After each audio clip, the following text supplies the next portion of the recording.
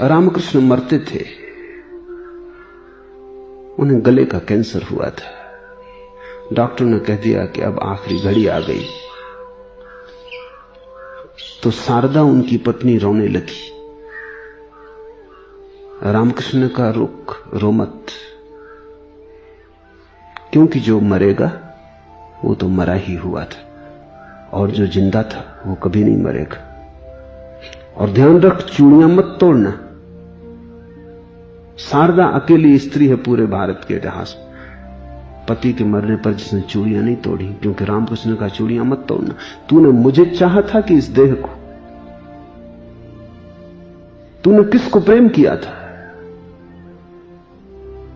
मुझे या इस देह को? अगर इस देह को किया था तो तेरी मर्जी, फिर तू चूड़ियां तोड़ लेना।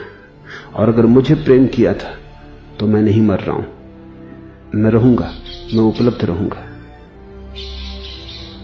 और शारदा ने चूड़ियां नहीं तोड़ी। शारदा की आंख से आंसू का एक बूंद नहीं गिरी। लोग तो समझे कि उसे इतना भारी धक्का लगा है कि वो विक्षिप्त हो गई। लोगों को तो उसकी बात विक्षिप्तता ही जैसी लगी, लेकिन उसने सब काम वैसे ही जारी रखा जिससे रामकृष्ण जिंदा हो। रोज सुबह उन्हें बिस्तर से आके उठाती कि अब उठो परमहंस देव, भक्त आ गए। जैसा रोज उठाती थी, भक्त आ जाते थे और उनको उठाती थी आके।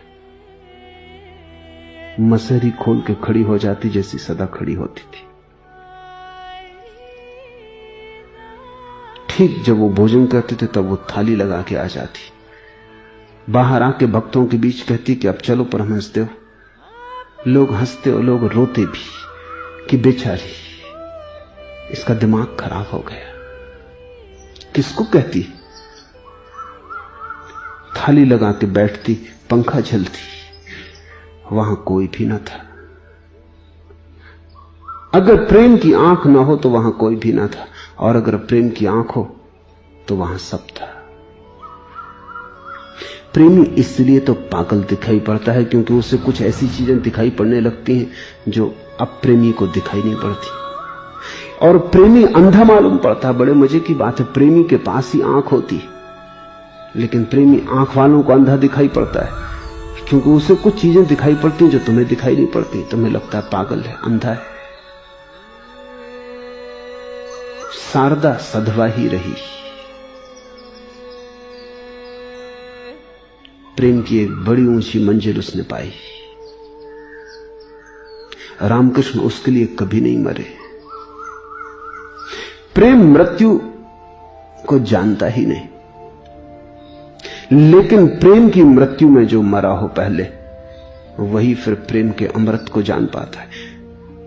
प्रेम स्वयं मृत्यु है, इसलिए फिर किसी और मृत्यु को प्रेम क्या जानेगा।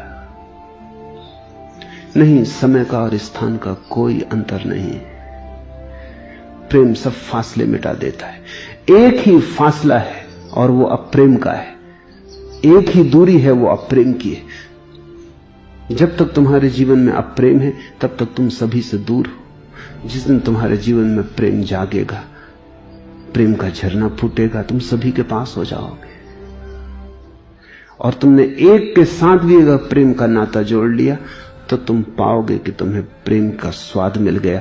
फिर एक से क्या जोड़ना, फिर सभी से जोड़ लेना, फिर सर्व से जोड़ा जा सकता है। प्रेम तो पाठ है प्रार्थना का। सितारों के आगे जहां और भी है, इसके अभी इम्तिहान और भी है। प्रेम तो पाठ है प्रार्थना का, वो तो 12 खड़ी है,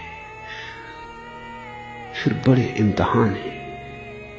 आखिरी इम्तिहान तो वही है जहां इस सारे अस्तित्व के प्रति तुम्हारा प्रेम हो जाता है, सर्व तुम्हारा प्रेमी हो जाता है।